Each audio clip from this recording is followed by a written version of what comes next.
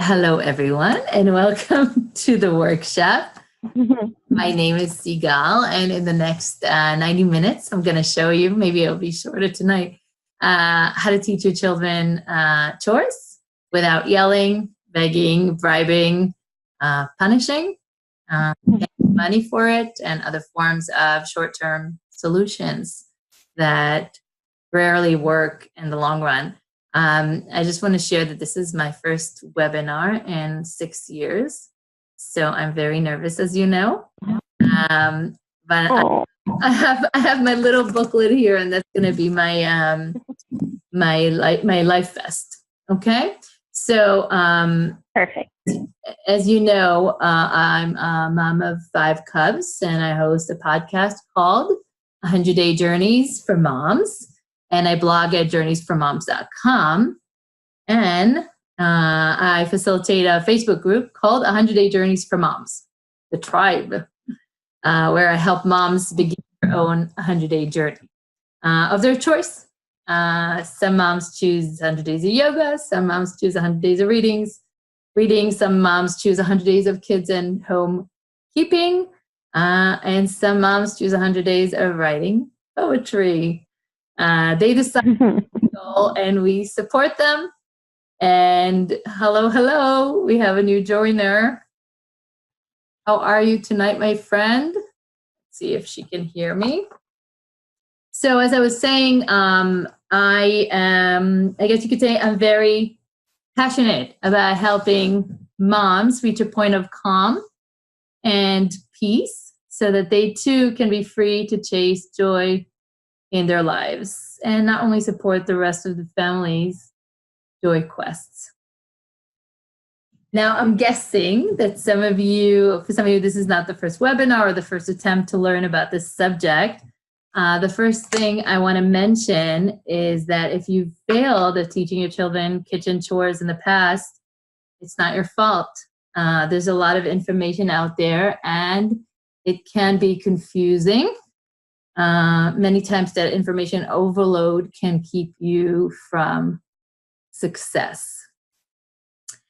So if you've been concerned in the past that you just can't succeed with teaching your children chores or homekeeping, I want to put those fears to rest tonight. You can do this. You just need a roadmap, some guidelines that show you the way, and accountability. All right, so that's what we're here for. I am guessing you may have a dream to change the way things run in the family right now and create a new reality, and I want to show you how to make that happen. You are in the right place tonight if your kids are not involved in any contribution to the kitchen chores. You are in the right place tonight if your kids are involved in chores, but you know they can do better. You're in the right place tonight if you're getting a lot of resistance from your children when you ask them to help out in the kitchen. You feel you may have failed in teaching your children important life skills, like helping out in the family kitchen, and you're in the right place tonight if you feel your children are acting entitled and do not have a gratitude mindset to all that you do for them and that your partner does for them and all that is given to them, and you would like to help them navigate to a more grateful and contributing state of mind and heart. Does this resonate with anyone tonight, any of these options? Erin says yes. All right, very good. Shall we continue? All right, so if any of these resonate with you, then you are in the right place tonight. My goal for this presentation is to help 2 types of moms. Moms who are beginners in getting kids involved in kitchen chores. You get to learn the first steps, how to get started, even this week, with getting your kids to contribute their share of the work in the kitchen. This webinar is also for moms who are more experienced with having children and teens help out in the kitchen. you will get ideas and alternatives to deepen the children's involvement with kitchen maintenance. Are you getting all of this? Yes, you're getting it. Okay. So my goal, everybody's with me so far, yes? Okay. So, I just lost the chat box. Let me go back. This is all brand new to me as well. I'm learning together with you guys. Okay, we're making this happen. Okay, so my main goal for this class is one, that you no longer have to be alone in the maintenance and organization of your home. And two, to help you understand that your children are fully capable of carrying their share of the homekeeping. In fact, in my opinion, the way for mamas to heal physically and emotionally, embrace self-care, chase joy, follow their dreams, is by beginning a journey in your home of kids and homekeeping that includes accountability for you and for your children, support for you, and a roadmap for you. Okay, so are you all with me so far?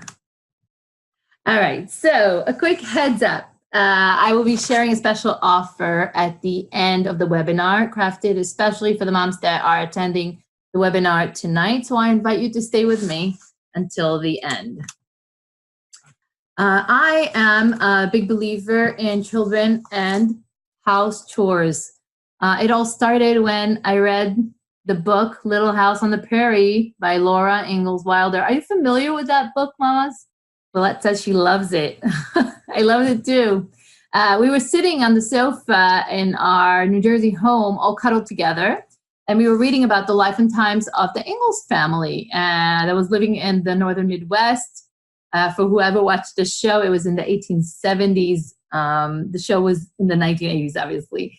As the series of books unfolded, I noticed something odd. The three girls in the story, you could see them in the picture, Mary, Laura, and Carrie Ingalls. They were very busy little girls, if you remember, but it's what they were busy doing that caught my attention. More Little House fans. So the girls were homesteading from morning till night. From a very young age, they were lifting water from the well. They were carrying it to the house. They were plowing the fields. They were feeding the livestock. They were cooking. They were keeping the fire on inside the hearth. They were sewing. They were fixing torn clothes. They were harvesting sap to make maple. They were busy. They were hunting game. They were gathering berries with their ma and their pa, and they were gardening, birthing the calves, milking the cow, cleaning the house, smoking the deer meat. You get it. So they were 100% involved in the running of the farm and the household. It seemed to me that this was fulfilling, skill building, and more importantly, self-worth and self-esteem building. Daily practices for the girls, and whether or not they saw it that way, it's just what kids and adults did back then.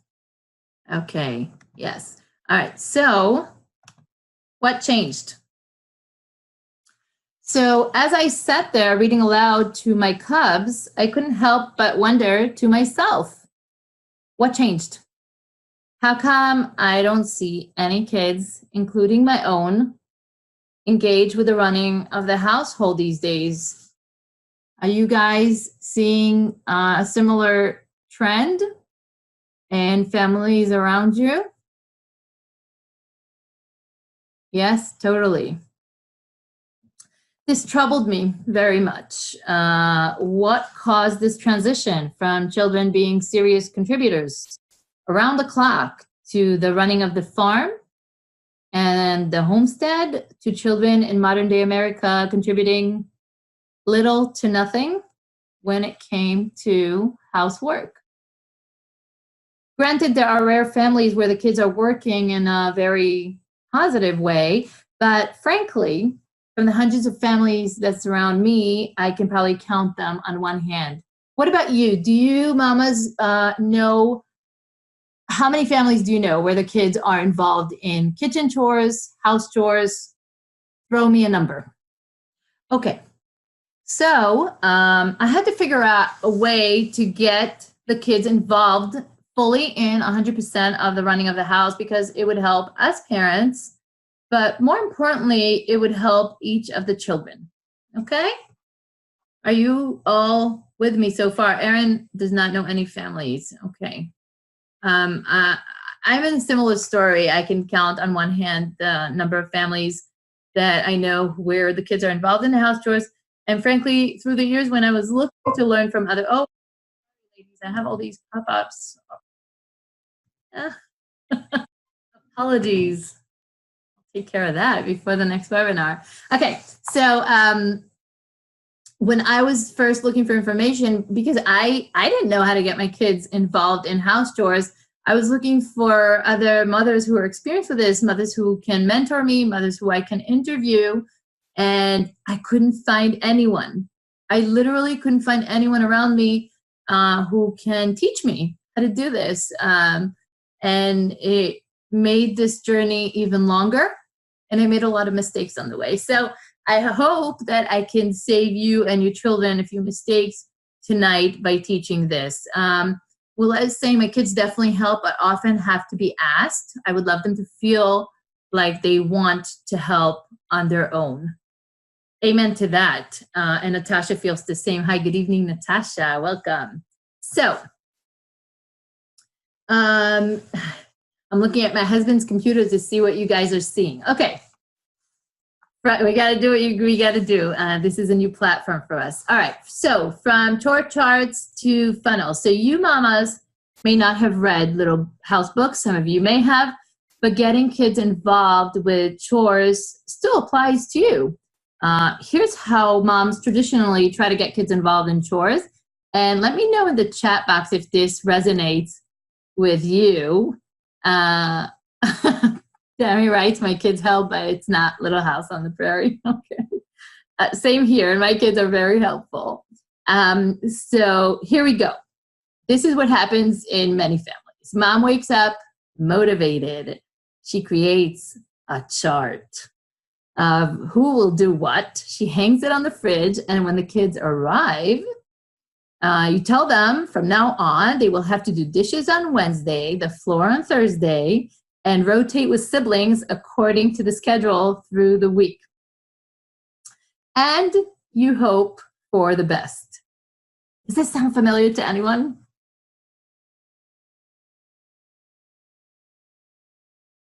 Natasha says yes.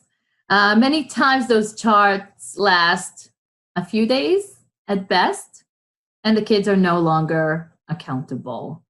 Here's why it's hard to use that method. It's depleting. Somebody has to maintain and police the chart, and who does what and when, and it's just easier to do things on your own. Does anyone ever feel that way? Willette says tons of charts in the garbage. Same here, Mama.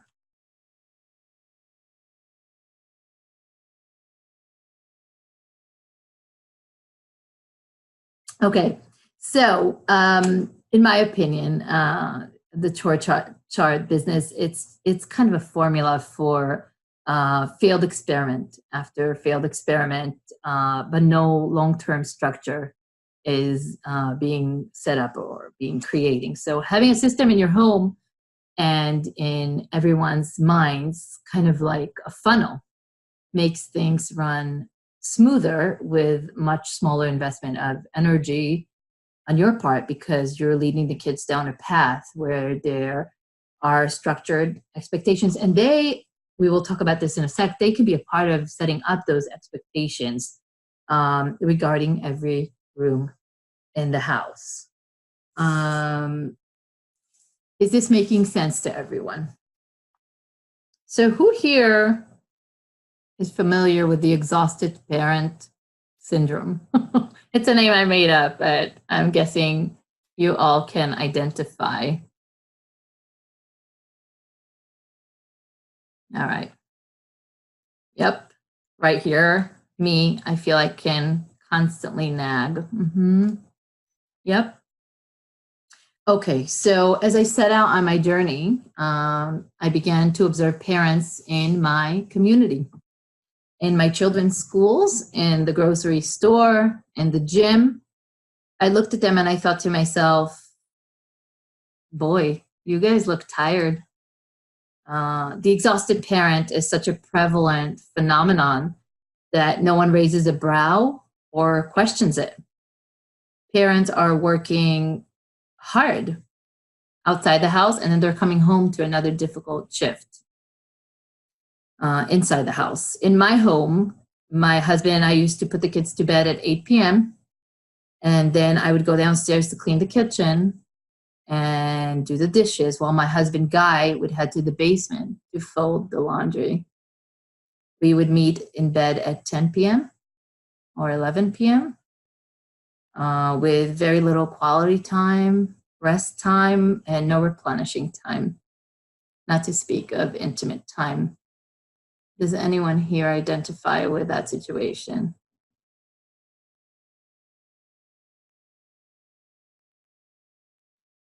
Natasha says yes. Willette says for sure. Sure, there's endless work. I agree. So my research and observations have led me to conclude that the division of labor in most modern households is not even, and it isn't fair. Excuse me, when the kids are little, it makes sense for the parent to do everything on their own because they're little. But I noticed that the problem arises when the kids grow up and the message they've been receiving all along is that mom and dad do everything in the house for them. You agree with this message? Erin says yes, and I'm the only one. Hubby does not do many chores. And Tammy says kids are not included in the division of labor. They need to be there. Okay. As a child or a teen, I would see this. What I mean is, if I were a child or a teen, I would see this expectation of me to do chores as a huge downgrade. Can you imagine being a child and being told all of a sudden that you're going to do chores when you've never done chores? Just picture it from their point of view. This is not easy. Going from doing nothing to being fully involved in house chores is a huge transition, and it's no wonder that many kids rebel against it. Do you moms agree? Okay, the question was, do you feel that it is a huge transition for a child to go from doing no chores to being fully involved in the house chores? All right, well, that says they don't know what to do. Erin says, yes, my mom did everything for us. I would have hated it if she asked us to. They have not been observing us. And Natasha says, yes, it's a long process. It is a very, very long process, and you need a lot of patience, but it is so very important. Okay, so how do we get kids to help out in the kitchen chores? Okay. First, we make a decision as a team. This is me and my wonderful partner, Guy. When trying to get children to do their share of the work in the kitchen, the first step is making a decision along with your partner to begin a new journey together. So I sat down with Guy and I said, our children are getting older, time is passing quickly, and we need to begin to incorporate them in the housework sooner rather than later. We're both tired, we're both overworked, and trying to make a living in parallel to keeping house. The work is not fairly divided, and we are both on the verge of collapsing from exhaustion. That's how bad it was. I need for you and me to work together in order to get these 5 cubs trained in homekeeping. We have to make a decision to move forward together so that the message to the kids is very clear. We have to figure out how to make this not be a negative experience we can aim for making it a neutral experience for them, maybe a positive one. That was a real conversation between me and Guy. So Natasha says it's a long process and consistency is key. Absolutely. So I feel the first step is connecting with your partner if you have one. And because when the kids see that both of you are very serious about this journey is not going anywhere. The kids will be incorporated in the house. They will become a part of the homekeeping team. They take things more seriously. When I try to do it on my own, without Guy's support, without us sending the message together that things are going to change, I've received, the children didn't take it seriously. And maybe even I didn't, because this requires a lot of focus and a lot of energy and a lot of consistency. And some days I couldn't be consistent, and that's when he would come in and keep them in line and working and doing what needs to be done in order for this family life to run smoothly. Okay, so is this making sense so far to you? Okay, connecting with your partner, excellent. That's a good point. It's always me making the rules and coming up with new programs to get them involved. Yes, okay. And Natasha, a very important point that I pointed out in the beginning, that the goal of this workshop, as far as I'm concerned, is to show you that you don't have to be alone. And despite the fact that from what I see in 90% of families, the moms are running the show, you have very, very capable partners, and they're living right under your roof. And sometimes we just need to let go a little and empower them to step up to the plate and do their share and carry their share of the load. Okay? So step 1, make a decision together as a team. Step 2. Yes. Sorry, I did this so quickly. I hope I didn't make a mistake. Okay, step 2 is the weekly family meeting. Okay? As some of you may know, I'm extremely passionate about this, the weekly family meeting that we've been doing for years, because as you can see from this picture, the baby that's sitting in the chair, I think he was less than 1 year old. Here, he has just celebrated 6. So we've been doing this for many years. And it's actually made a profound, if I had to choose the number one change that we've made in our family that has helped run everything runs so much smoother, it's the family meeting. Yes, they were babies, they grow.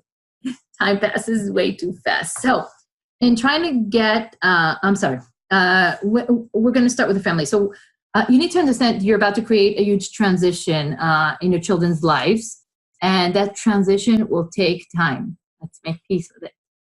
This will take time, and we'll need for you to become a coach to them, to help their brains, their souls, their hearts understand how important it is that they transition to contributor mindset. This doesn't happen overnight, and if you surprise them with it, you will get a lot of resistance, because, hey, no one likes surprises. Not even us moms, especially not us moms. Am I right about that? So I grew up with family meetings, Natasha says, but they were long and and heavy. I like the sound of your style. Willette says we have daily family meetings. She would sometimes actually meet 3-4 times a week. And Tammy is loving the family meetings course that I'm running. Thank you, Tammy. Okay, so so no surprises, right? So not even as moms like surprises. We're going to help them transition by having a family meeting where you will introduce the subject gently but assertively and express why you feel that the family needs to transition to this new state of a more fair division of labor. All right. So what I did when I was introducing the subject is first tell the kids that I would like to share my feelings about something with them. And then went on to share that me and Dad are working hard during the day And so we could afford to fund our family with all our encompasses, which is classes, gifts, trips. And there's a lot of housework that needs to be done. And I feel alone doing it. And I feel that the division of labor in our house is not working for me, and actually makes me feel tired. It makes my body hurt. It makes me have less time and less patience to do other fun activities with the kids. So I asked the kids, picture it, mamas, how many people live in this house? They said 7. I said, how many people do the housework? They said, well, mainly 1, you, and Dad helps when he can. How does that sound to you? I asked. How do you think that makes me feel? They said, sad, angry, tired. Right. I think it's time to create a fair division of work in our family. What do you guys think? I said. They agreed. I knew we have a long journey ahead of us, because just because a child agrees doesn't mean the child fully understands what this encompasses. I'm sure you noticed this too. Have you, moms? Yes, yes, yes, and yes. Okay. So how do we take them from that point where they're sitting with us in the family meeting, they're in agreement that this is not really fair? So what I urge you to do is, in every family meeting, it will be helpful if you can prep the kids for what's coming this week. So choose 1 or 2 tasks. We're going to discuss all the tasks of running a kitchen. 1 or 2 tasks that you're going to teach this week, and let them know during the family meeting that we're going to focus on this task this week.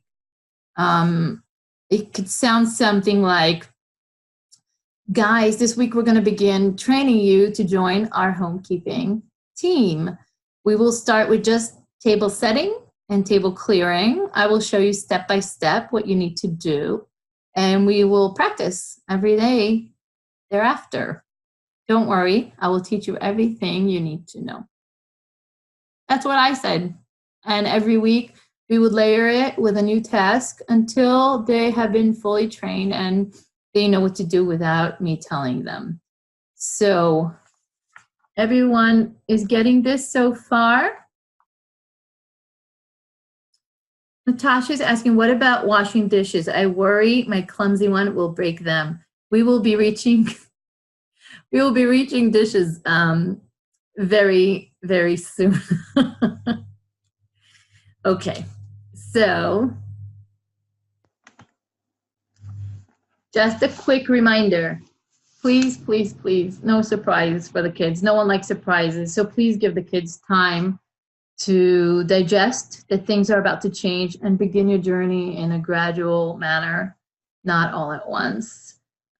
Stay in connection to your child and the messages that he sends you through his words and his actions and his body language. If your child is in tears, then you've gone too fast, too far. Slow down. There's time. They need to digest this. It's a big transition in their minds and in their spirits. And yes, they're going to resist. And we're going to be there to expect that resistance, to make space for it in our mama hearts, and to gently encourage them to continue this journey, because we're serious about it. And this journey is non-negotiable once that decision has been made. Lots of genuine, positive reinforcement, not manipulative, not overdramatic, because they can smell that miles away and it loses its impact on them. Okay, is everyone getting this so far? Okay, very good. Yes, yes, yes, and baby steps, absolutely. 100% baby steps. Okay. So let's talk for a second about relationship. Because everything in this kitchen chores school or house chores school project begins and ends with my relationship with each child. The bottom line before we get started is that without a firm and strong attachment relationship between my child and me, it's going to be very, very difficult to get any cooperation from the child when it comes to house chores. Okay, so believe me, I've tried many times, and it's a no-go. You need a really strong connection with a child in order to get him to cooperate or her to cooperate in the house chores. And I'm going to spare you the ugly details of trying to get a child to do what you want them to do when the relationship between the two of you is weak and lacking. Is everyone with me so far? Okay, totally agree. Very good. So the resistance I got when attempting to do this, attempting to make a child whom I'm not strongly attached to, or he is not strongly attached to me, was tiring. It was insulting, and it was basically impossible to overcome. Yes.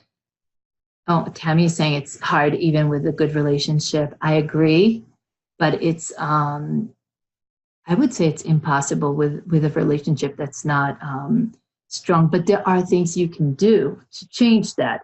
So first of all, it is possible to use force to force your child to do chores and start getting punitive with your child, punishing. But honestly, that's when it gets the ugliest. It becomes a battle of wills and a power struggle, and everyone loses. Everyone loses. This is how not to teach your child house chores. So before even lifting the broomstick and opening the dishwasher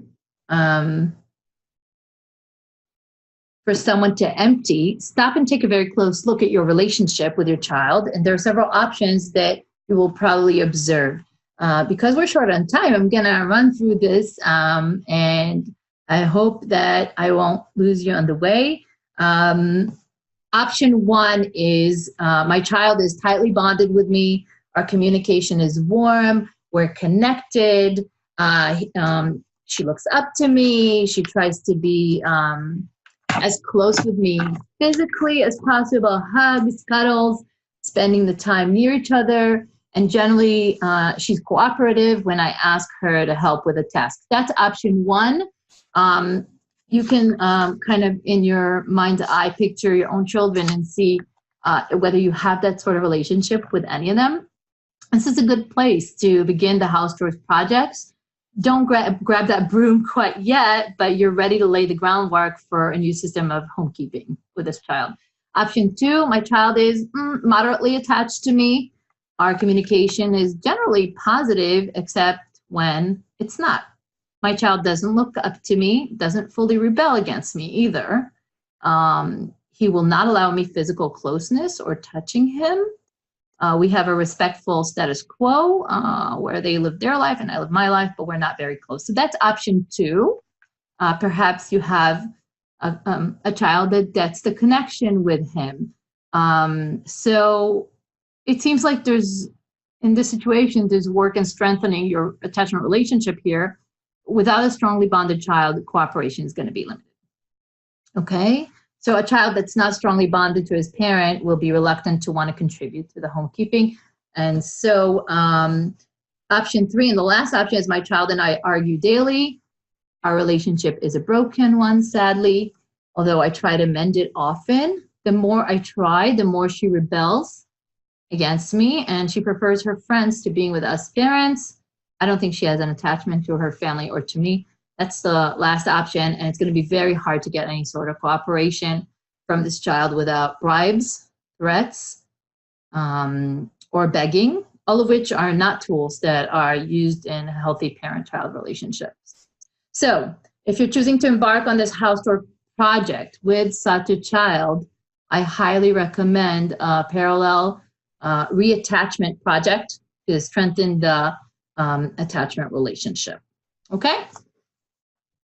How are we doing so far?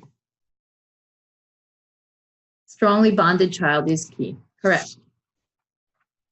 All right. So, oh,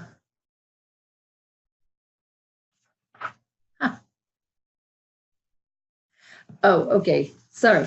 Here we go. So the next step, this is the rule that I implemented. It's my first funnel, and it's just done wonders for me. So my first rule in getting children involved in the house chores is no one leaves the kitchen until mom leaves the kitchen.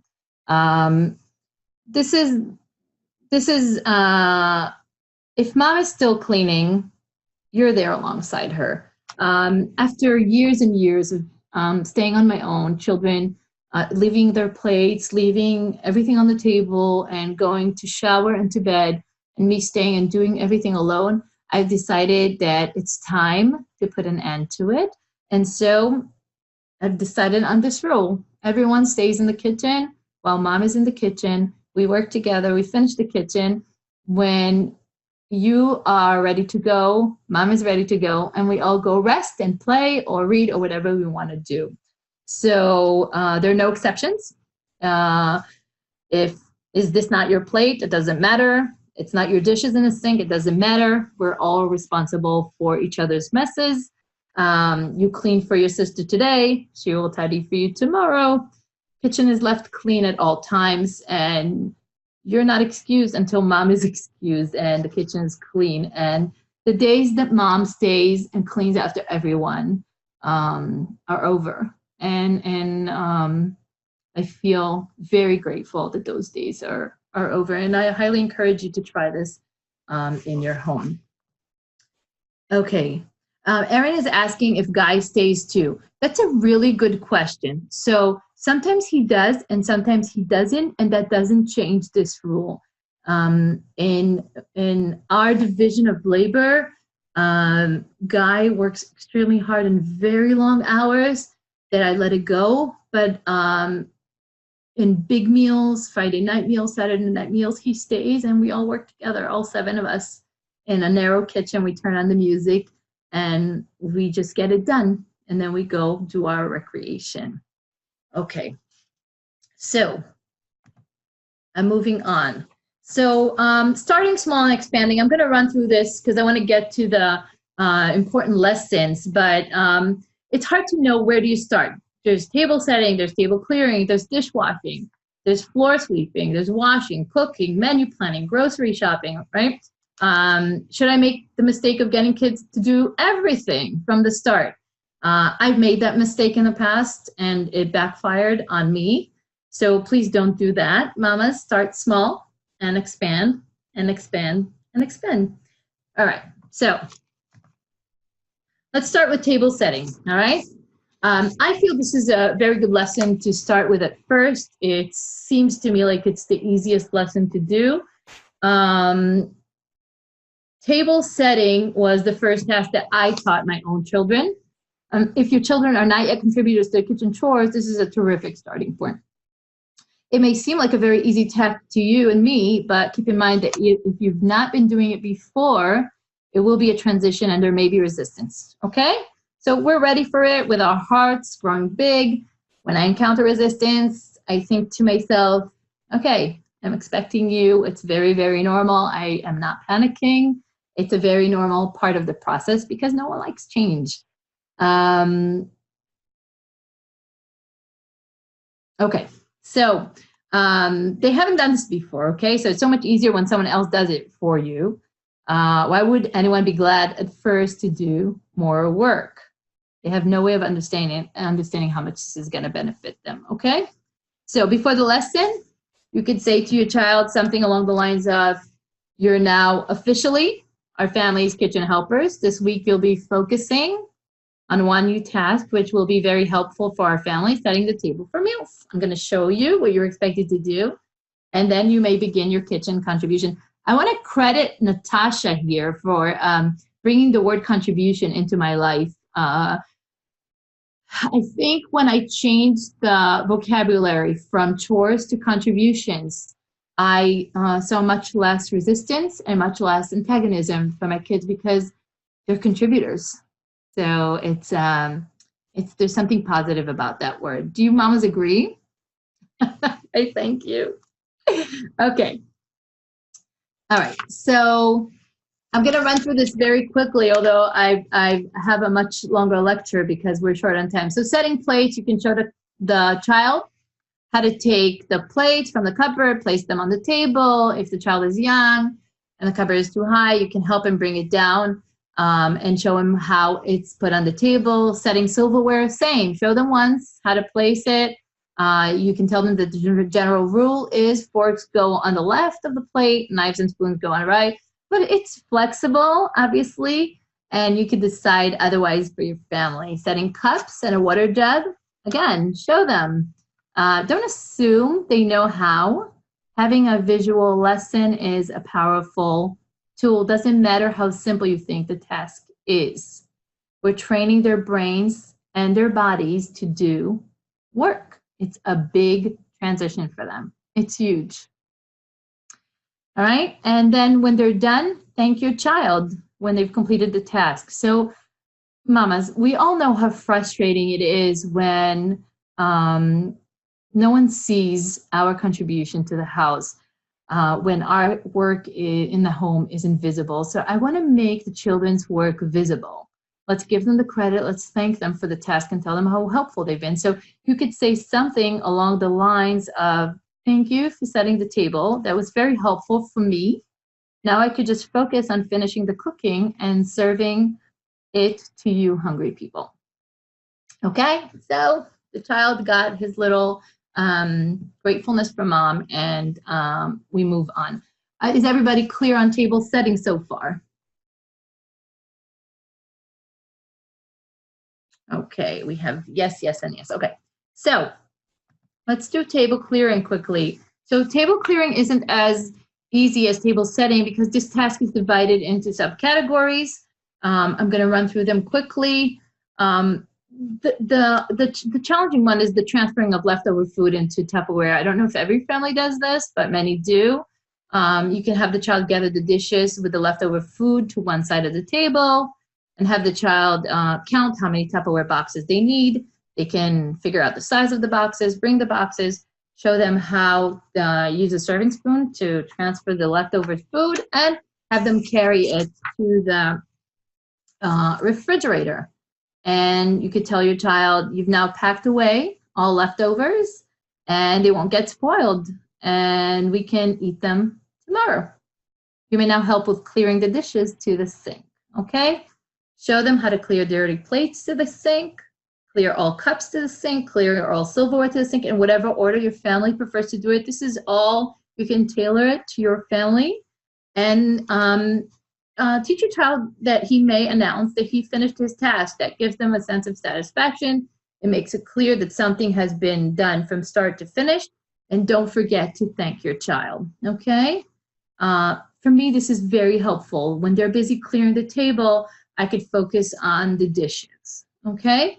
Everybody clear so far on table clearing? Have child announce they finished their task. Good idea. Okay. So we're moving on to unloading the dishwasher. If you own a dishwasher, you will need for it to be emptied at least once a day. We usually prefer to have the kitchen helpers do it first thing in the morning before the daily chaos begins. How many dishwashers do you guys unload per day? No dishwasher, okay. Once every couple of days, okay. One or less. We hand wash dishes as well. Okay. Okay, we'll talk about hand washing dishes as well. Share with your child, if you have a dishwasher, that you expect them to unload the dishwasher before breakfast begins or whenever it's convenient for you. And then you can show them, if this is a young child and he's new to this, you could show them that the dishwasher is structured with 2 levels. In our house, we call them first floor and second floor, like a house. And sometimes I split it. So one child does the first floor and one child does the second floor, unloading. They somehow feel that this is easier. and encourage them to do one level at a time. You could show them how to pile all the clean plates on the counter when they're done and transfer them together to the cupboard. If the child is young, they could put one plate at a time in the cupboard because this could be heavy for them. And if the cupboard is too high, make sure they have a step stool. In fact, the step stool is probably a must in every kitchen with children. And then all the cups can be put away in the cupboard, and etc. The silverware. And then the child can say out loud that he's finished his task. Some of my kids do, some of my kids don't. And you can give them visibility and give them thankfulness for what they did. You could say stuff like, you unloaded the dishwasher very quickly. This will allow me to finish my work in the kitchen much sooner than planned. Or you could say, this was focused work. Each plate and cup went to its place. You are done with this meal. You can go. That was very helpful. Now the dishwasher is ready for loading. So positive feedback, genuine, not manipulative. It works wonders. Okay. So everybody is clear on unloading dishwasher. Natasha's saying my 2-year-old loves offloading the cutlery. Yes. Tammy says, I feel it's hard to put things away because everything is up high. I agree. Okay. So quickly loading the dishwasher. For those who have a dishwasher, when the dishwasher is clear and ready to be loaded, you can have your child join a loading session. I want to forewarn you, in my house, this is considered the most challenging task, and my kids have been extremely resistant to doing this. These days, they're capable of doing this, but unless I would usually take on this task while they're doing the rest of the kitchen, because I found that when I forced it, it's just something about the rinsing and the loading the dishwasher. Maybe it's the goo on the plates. Maybe something about it. A lot of resistance. Okay, so for teenagers that are capable of loading the dishwasher, you can quickly run by them. Wooden utensils and non-dishwasher safe plastics can warp from the heat. So it shouldn't be placed in the dishwasher. Keep guiding through it. Sharp knives should be hand washed so the blades don't get dull. Pre-rinsing plates may be necessary. It's depending on your dishwasher. And letting the child know that they shouldn't overcrowd the dishwashers and the dishwasher. And all dishes will need a clear path for the water jets. Okay? So we're clear about loading or filling the dishwasher. Yes or no? Okay, thumbs up. Good. All right. So, towel drying the dishes. So, my kids actually perceive this as a very easy job, and they like it. Go figure. I'm usually going to ask for a volunteer, and I hand them clean kitchen towels, and they begin to wipe. This is usually when there's an overflow of dishes, and the dishwasher is too full, and the kitchen counter is also full, so somebody's got to wipe. So a tip my dad gave me is always have the kitchen ready for the next meal. So clear the dishwasher, clear the dish rack, and wipe and put everything away so that the next meal is able to be received. So this is about towel drying dishes. Regarding hand washing dishes, so when my kids finish a meal, they're expected to take their plate, their cup, and their silverware, and they are expected to wash it. Do they always do a thorough job? No. In fact, many times I catch them washing it with one hand, just to not get the second hand wet. And so you can just picture the result. It's okay with me.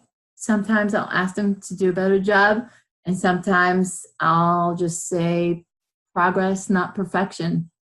It's good enough.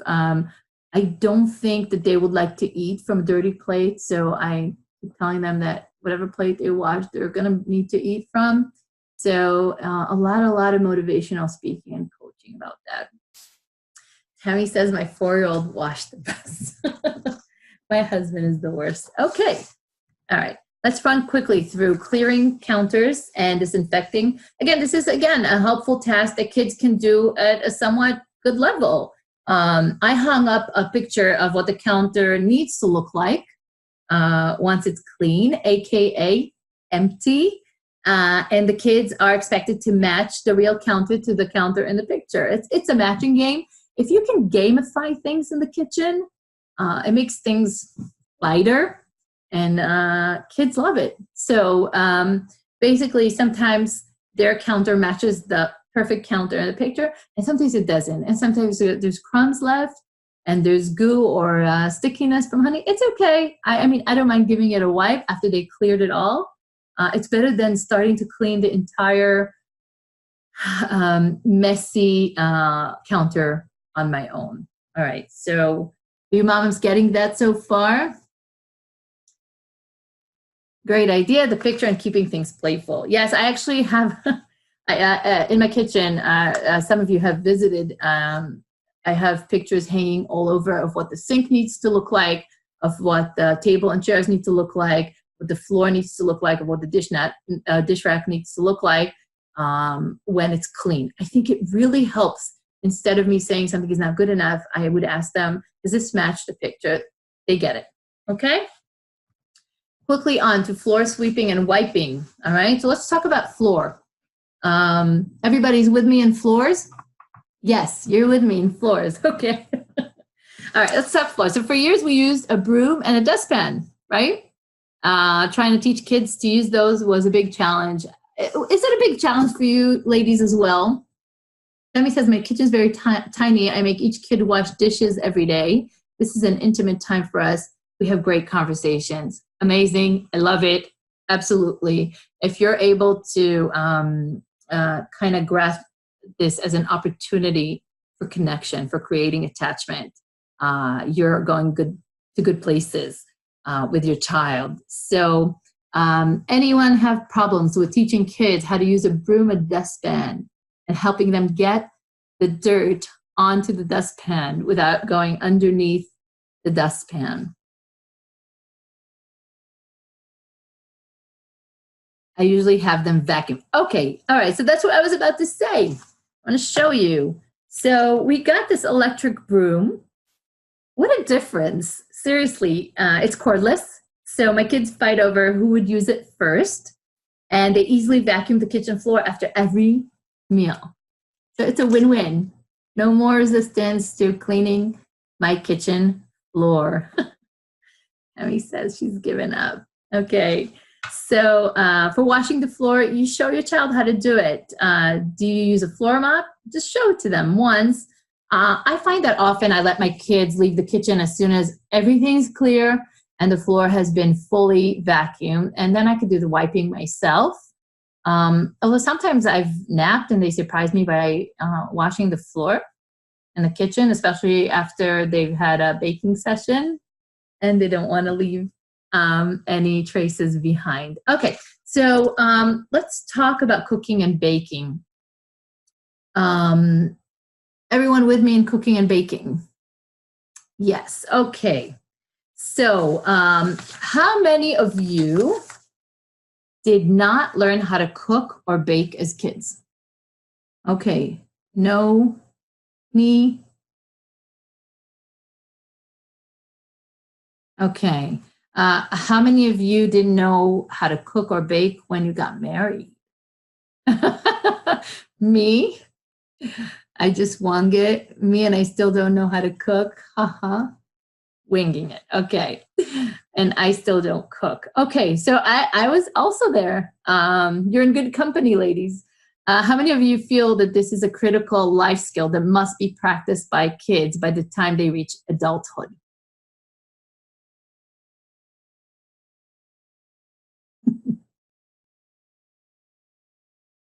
A big yes with 4 exclamation marks. Definitely. 100%. Okay. I know I do. Our kids currently cook daily. I remember a few years ago when a friend of mine told me that her kids are responsible to cook every night. They cook dinner. She leaves them a list. She's not even home. She leaves them a list of what needs to be prepped every night. And every night a different child has to cook. I was floored. Honestly, I just said, wow, just wow. How do you do that?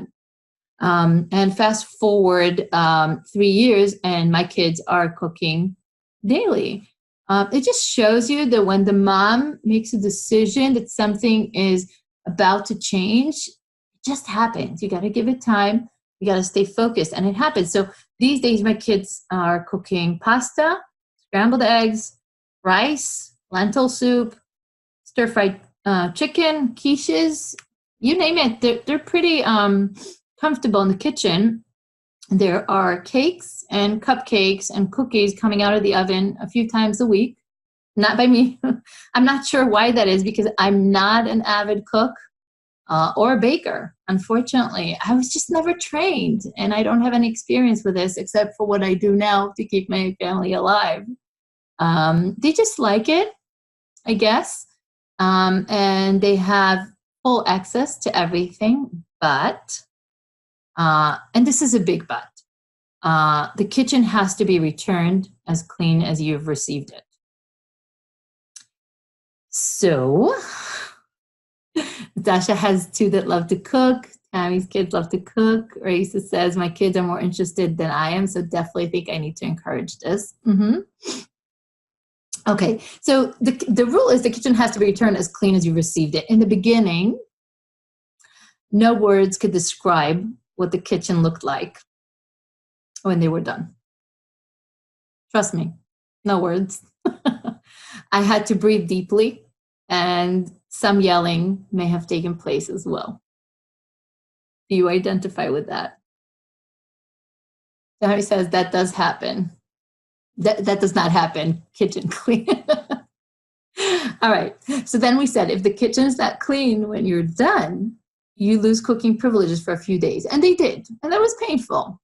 They still remember it. But it made a difference. Okay. So today my daughters and my sons cook when I rest in the afternoon. And I trust them because they're 12 and 13. And I know they know the safety rules.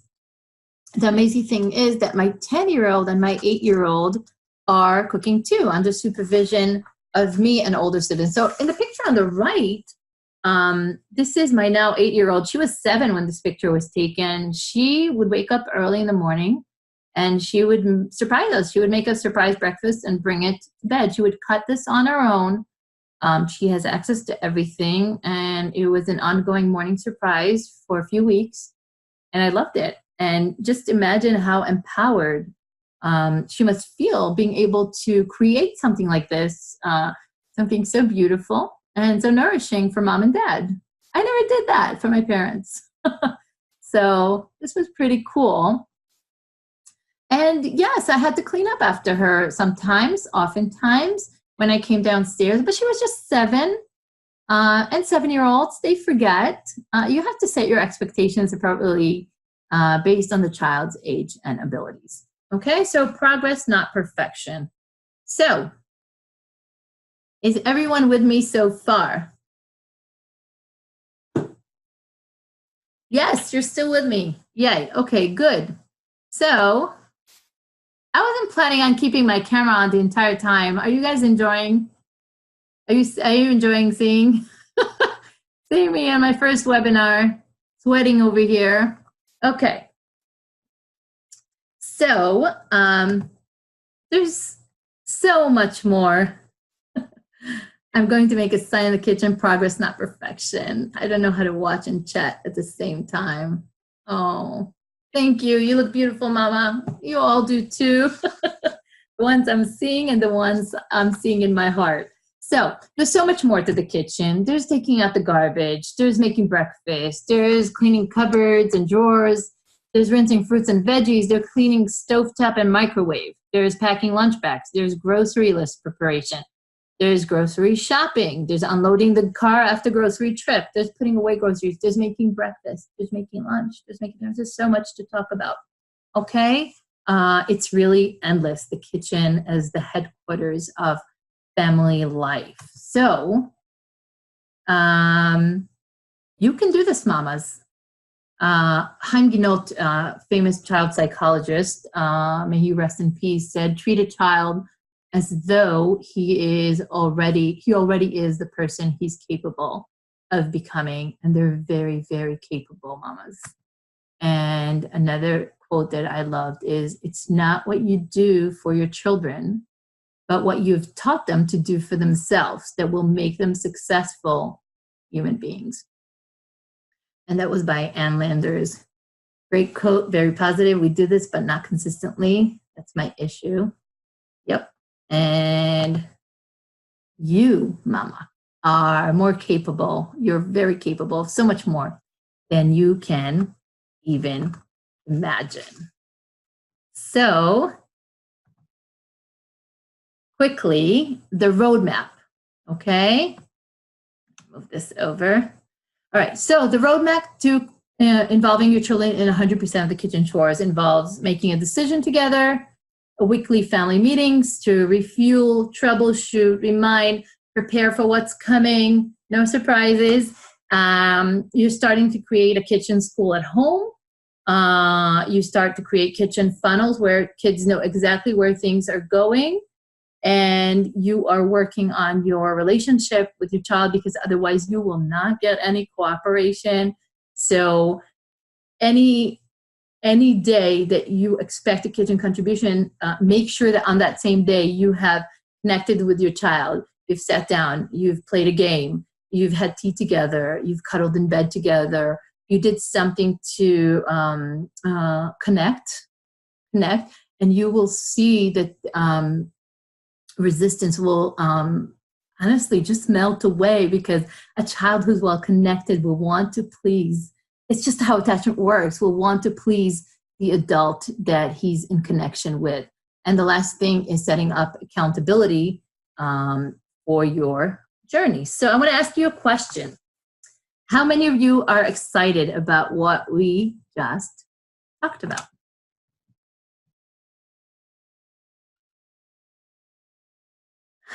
Tammy's saying yes. Willette is saying yes right here. Wait, just a second. Is this how excited you are? All right. So, loving it. Okay, good. So, how many of you are feeling a little overwhelmed because we have covered so much? That face always makes me laugh.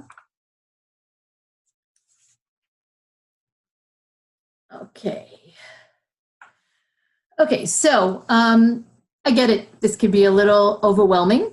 It's impossible to show you mamas everything you need to get result in a 60 to 90-minute presentation, although I did try to cover as much as possible. I want to share that I've created a special package for those who are ready to move forward and want to implement this new opportunity. Is it okay with you that I spend 10 minutes going over a very special offer that I created to help you implement getting your children involved in 100% of the homekeeping? I'm getting chores. Yes. I make it sound easy. This has been a very, very long journey, Mama.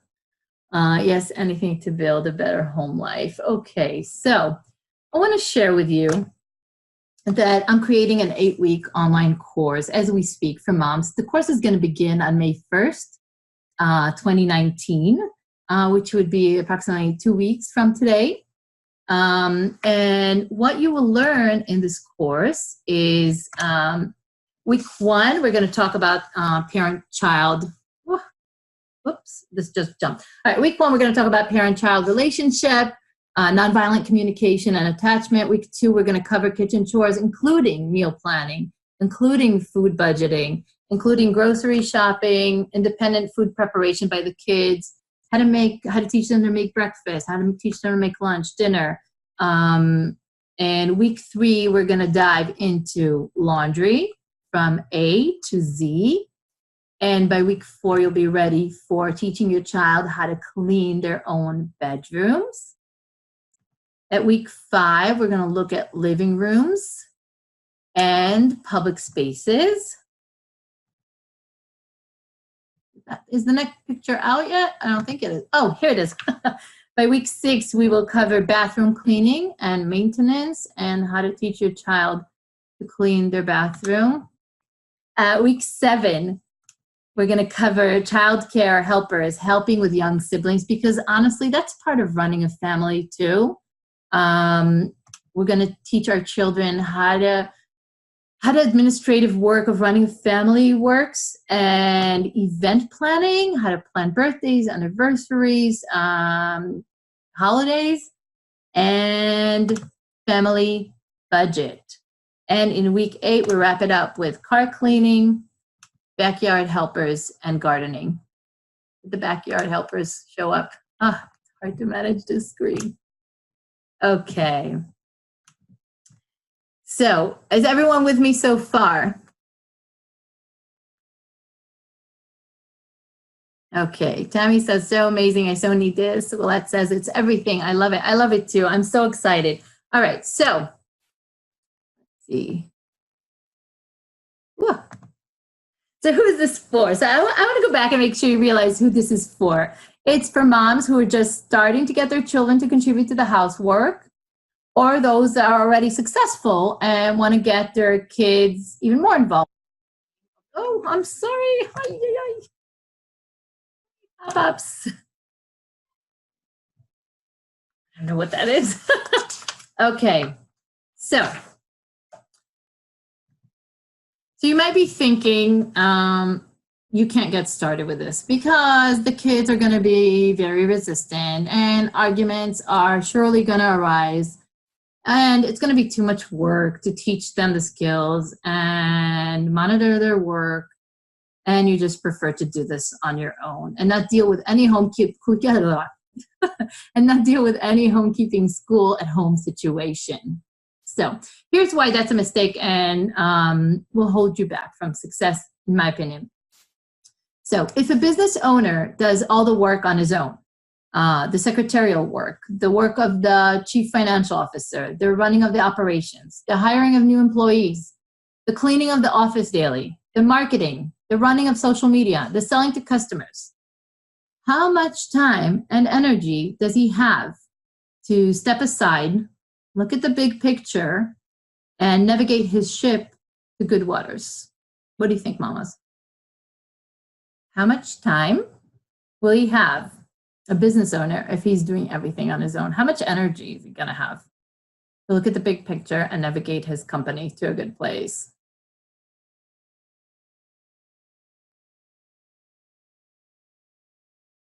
Well, I'll tell you, none. If you're doing everything, you don't have time to think. And as moms, we have to think. We have to navigate this ship to good waters. So when we do it all without sharing the load, right, we are left with no time and no energy to be the leader of the family that we can be. Are you in agreement about that? Okay, well, that is saying yes. We have 0 time for self-care. Who here feels that? I need me time back. Yes, definitely. Our dreams are on hold indefinitely. Who here feels that?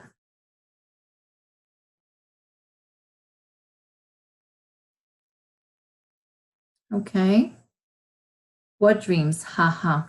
Oh. No time for romance. Who here feels that? There's always time for that. Well, maybe time, but energy, I'm not sure about. And there's no time to connect with my child because I'm busy running this ridiculous and inhumane juggling show. So everyone pays a price. The kids, my partner, and myself when I'm doing everything on my own. Okay, so when you sign up, you're going to get access to my 8-week masterclass starting May 1st, which is valued at $199. In addition, I'm going to add an 8-week group coaching in a private group. This is going to help you have accountability. Honestly, that's the hardest part here, staying accountable and consistent. It's going to help moms stay on top of lessons and implement what they've learned. They can ask questions. They could get answers. They could connect with other moms who are on a similar journey. So regarding accountability, I want to pause about that for a second. When I was first figuring stuff out, I ran into a big roadblock. I didn't know how to stay consistent with this children and homekeeping journey. Are you guys having similar problems, staying consistent with this journey? For sure, yes. So what I did, and that helped me a lot, is I created all kinds of WhatsApp groups with mom friends to hold me accountable. And it was hard a little bit to manage, but it was helpful. Here in this group coaching and this private group for students of the course that's starting in May, I'm going to present to you an accountability group that will cheer you on in your successes and catch you when you fall and bring you back to your journey. So far we have an 8-week masterclass and a group coaching and accountability, which is valued at $399. But I don't want to stop there. I want to give you more. So I want to give you this ebook. When you invest today, you're also going to get access to an ebook with all the lesson plans, the cheat sheets, the scripts of what to say to your kids and the funnels for the keeping of the home, which will help guide you in helping your children transition to the contributor mindset over the next few weeks. You could read it on your digital device, or you could print and bind it if you wish.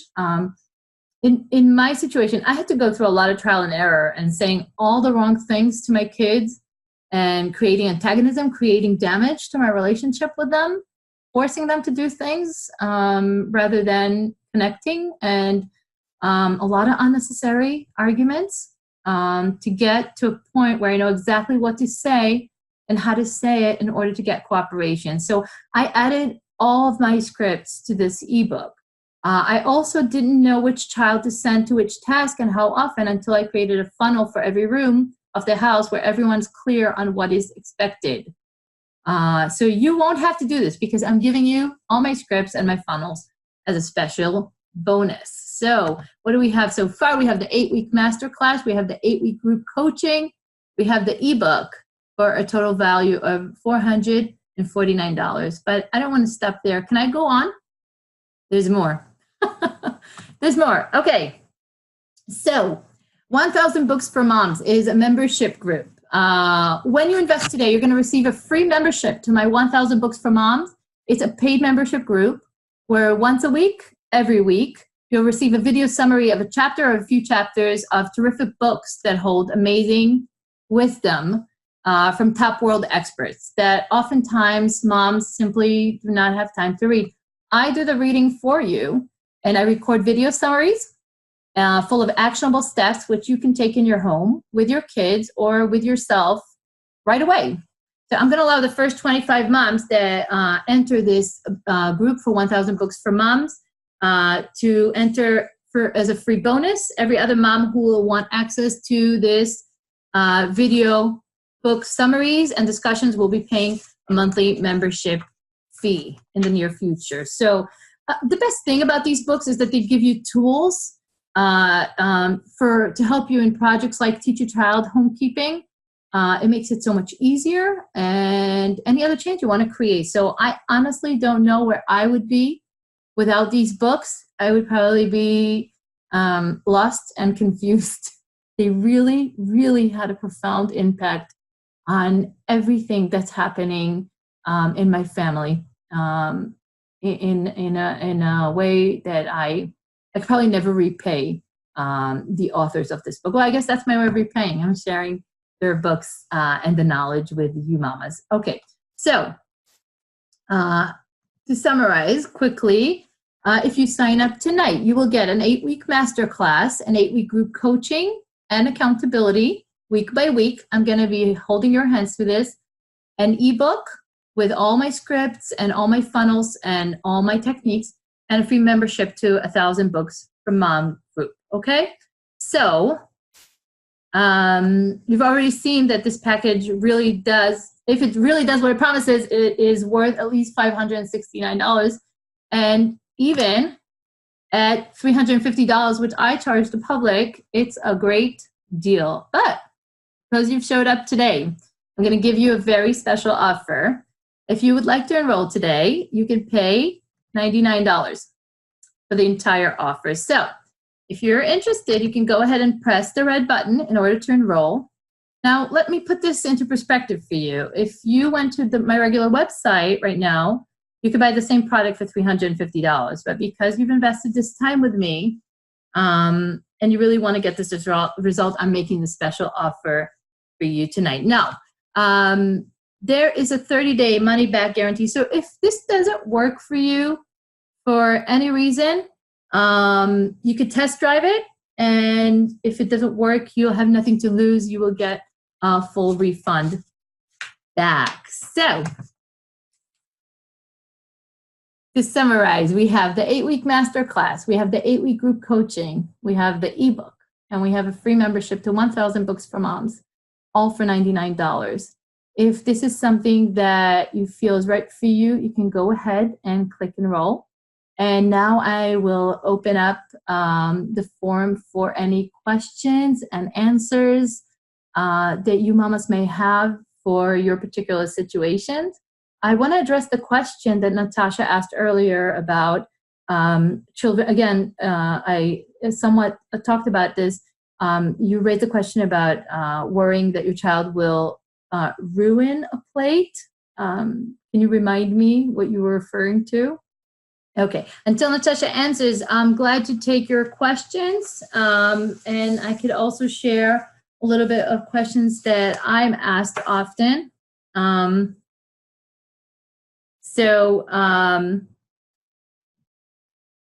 to handle clumsy kids in the kitchen.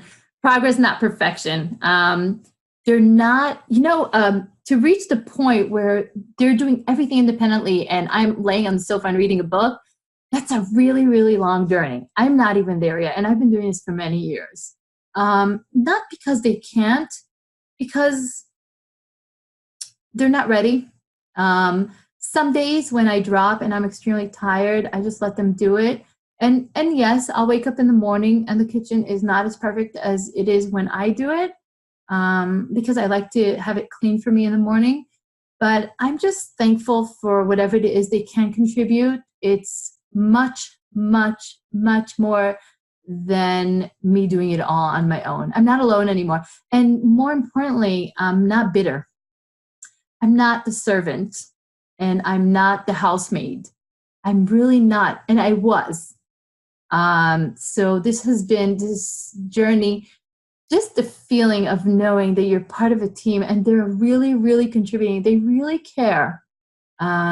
Is just a really tremendous feeling.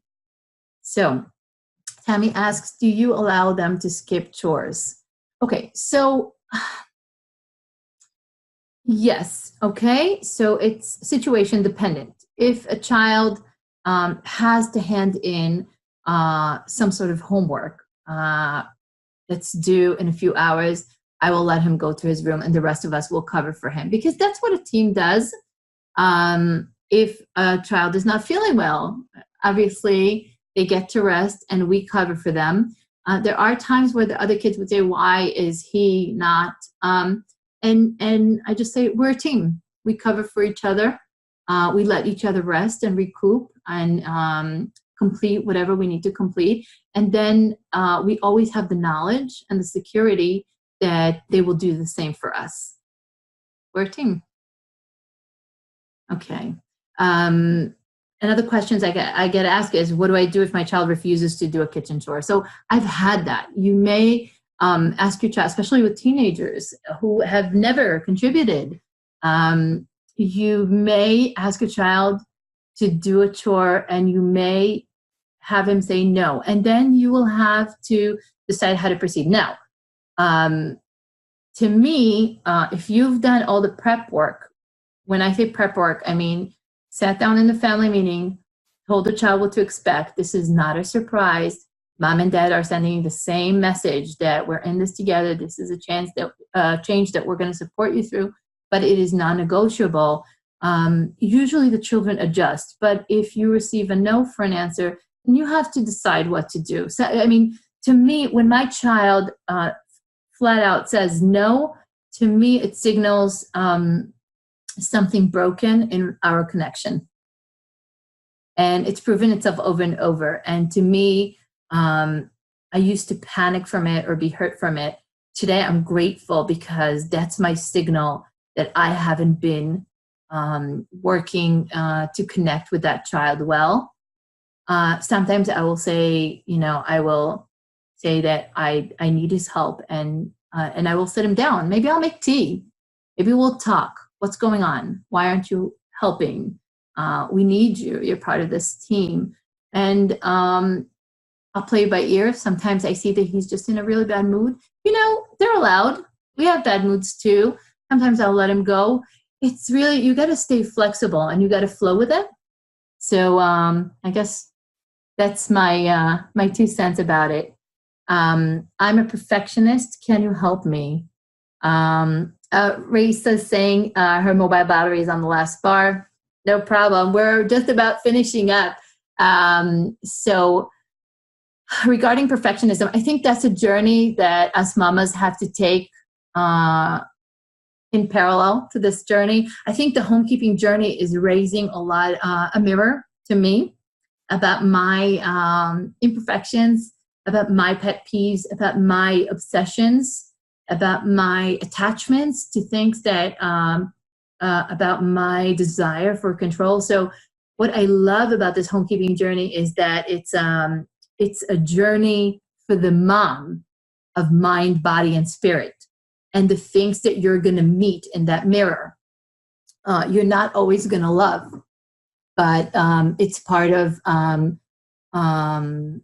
you will have to decide how to deal with it. And whether it's something you want to keep or something that you're grateful that has been shown to you, because now you have an opportunity to change. And I like Natasha's idea to hang up a sign: progress, not perfection. Progress, not perfection. Progress. It's reprogramming, because us moms are we demand so much from ourselves.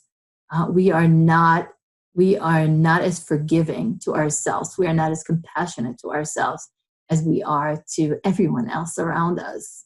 So I think it starts with self-love and forgiveness. And I can be imperfect. I mean, I'm only human. Lots and lots and lots of compassion for mama. Willette's saying the relationship is more important than the dishes. Absolutely. 100%. 100%. The dishes can wait. We can go hang out together. We'll come back. We'll do them together.